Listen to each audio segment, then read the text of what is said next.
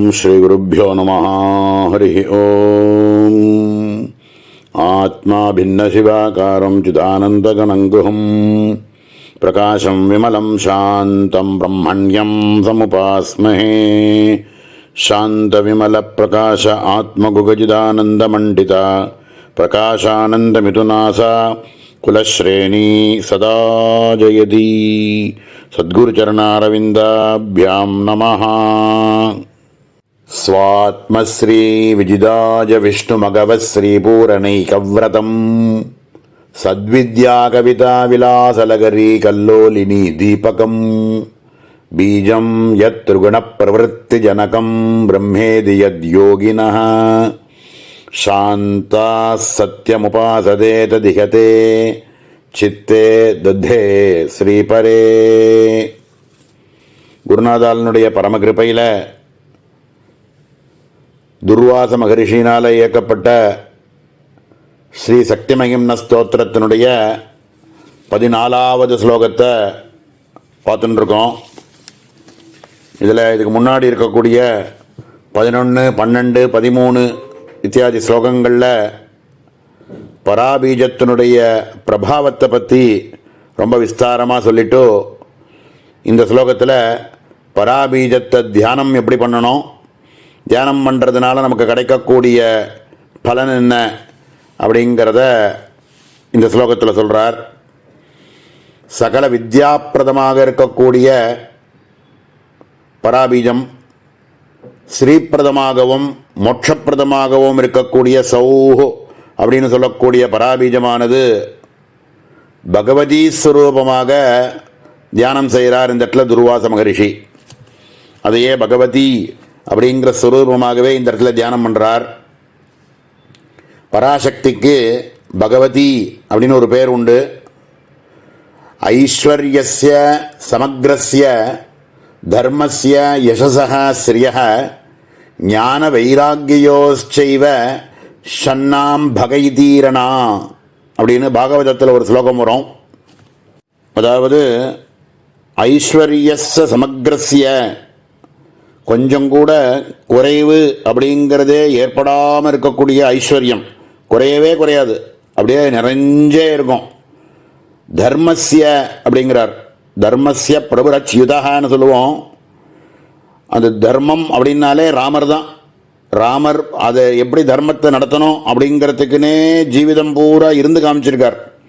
அப்படிப்பட்ட தர்ம பிரபுவாக இருக்கக்கூடிய ராமர் மாதிரி யசஸஹ, கொஞ்சம் கூட குறையாத யசஸ், ஸ்ரீயஹ, செல்வம் குறையவே குறையாமல் இருக்கக்கூடிய செல்வம், எல்லா செல்வமும் சொல்கிறோம். லக்ஷ்மியாக இருக்கக்கூடியவள் கடைசியில் எங்கே போய் இருக்கா அப்படின்னா விஷ்ணுவனுடைய வட்சஸ்தலத்தில் போய் நகரவே மாட்டேன்னு உட்காரக்கூடிய ஸ்ரீயஹ.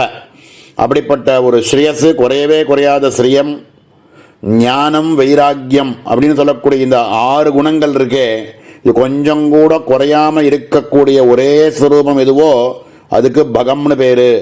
ஐஸ்வர்யஸ்ய சமக்ரஸ்ய தர்மஸ்ய யசஸஹ ஸ்ரியஹ ஞான வைராக்கியோச்சைவ ஷண்ணாம் பகைதீரணா அப்படின்னு பாகவதத்தில் வரக்கூடிய ஸ்லோகம் இது. இதை மாதிரி கொஞ்சம் கூட குறைவே இல்லாமல் இந்த 6 விஷயங்களும் எப்பவுமே நிறைஞ்சு இருக்கக்கூடிய ஒரு ஸ்வரூபத்துக்கு பக அப்படிங்கிற பதத்தை சொல்லுவா.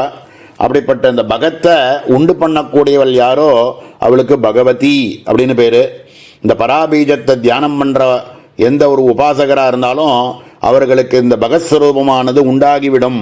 இத்தனையும் ஈஸ்வரனுக்கு இருக்கக்கூடிய எந்த ஒரு ஐஸ்வர்யமோ தர்மமோ யசஸோ ஸ்ரீயமோ ஞானமோ வைராக்கியமோ இவைகள் எல்லாமுமே இந்த உபாசகனுக்கே வந்து சேர்ந்துடும் அப்படிங்கிறத சொல்லக்கூடிய ஒரு ஸ்லோகமாக இந்த இடத்துல இருக்கு.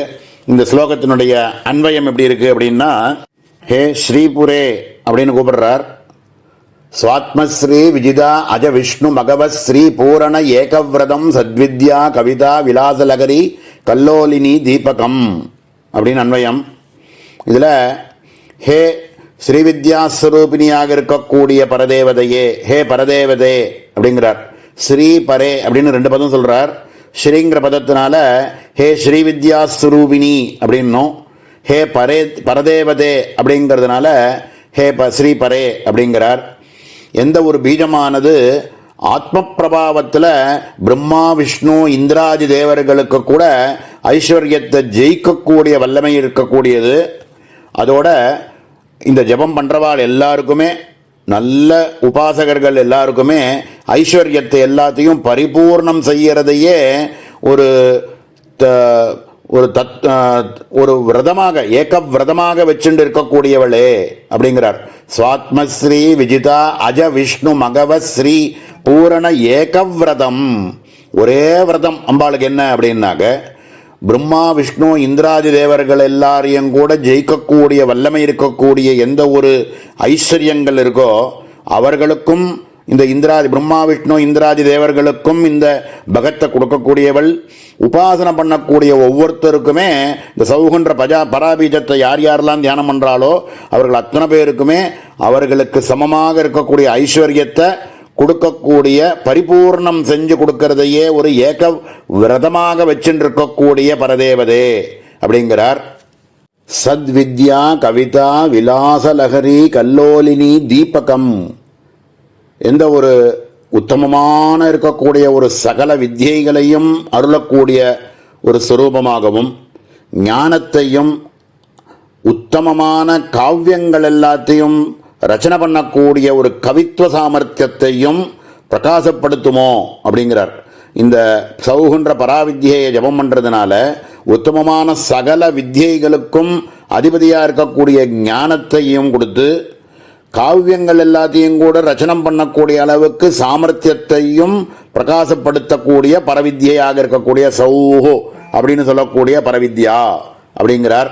இத்தனை மகத்துவமும் இந்த பரான்னு சொல்லக்கூடிய பீஜாட்சரத்தை ஜபம் பண்ணுறதுனாலேயே கிடைக்கும் அப்படிங்கிறார்.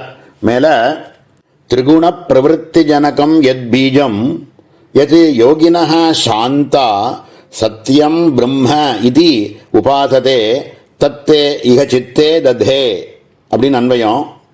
ரொம்ப உத்தமமாக இந்த உபாசனை பண்ணக்கூடியவர்களுக்கு திரிகுணாத்மகமாக இருக்கக்கூடிய சத்வம் ரஜஸ் தமஸ்ன்னு சொல்லக்கூடிய பிரவருத்திகளை எல்லாத்தையும் உண்டு பண்ணுறதோ திரிகுண பிரவருத்தி ஜனகம், இவைகள் எல்லாத்தையும் உண்டு பண்ணக்கூடியது அப்படின்னு சொல்கிறார்.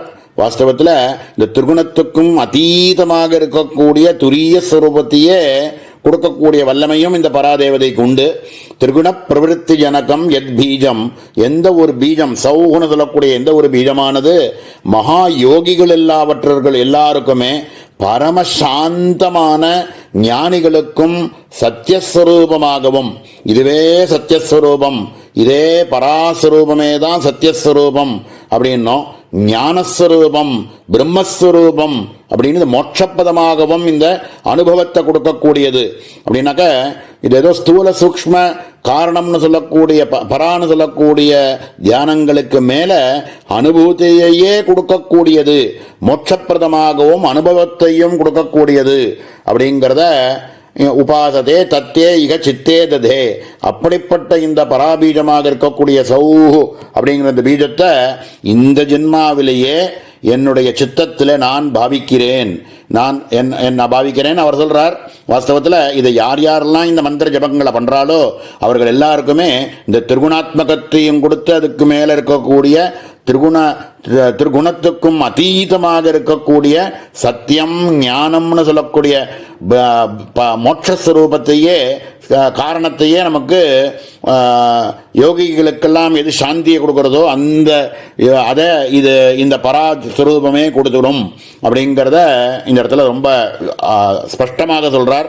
அப்படிப்பட்ட மோட்சத்தையே கொடுக்க வல்லமையாக இருக்கக்கூடிய பரா பீஜம், அதை இப்படி தியானம் பண்ணணும், சத்தியமாகவும் அதையே பிரம்மமாகவும் தியானம் பண்ணணும் அப்படின்றத ஸ்ரீவித்யா ஸ்வரூபிணி அப்படின்னு முதல்ல ஆரம்பத்தில் கூப்பிட்டார், பரதேவதே அப்படின்னு கூப்பிட்டார்.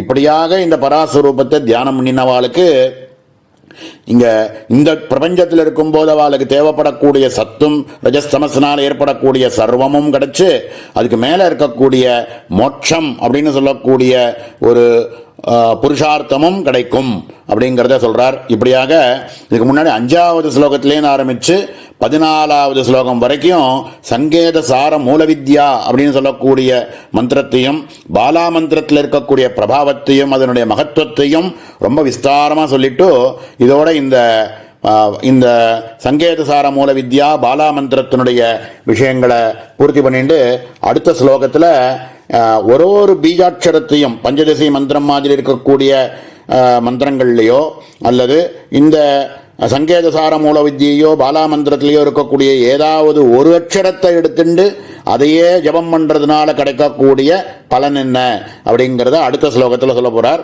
இதை அடுத்த அவகாசத்தில் மேலே பார்ப்போம். ஓம் சகனா பவது சகனோ புனத்து சகவீர்யங்கரவாவகை தேஜஸ்வினாவதீதமஸ்து மா வித்விஷாவகை. ஓம் சாந்தி ஷாந்தி ஷாந்தி.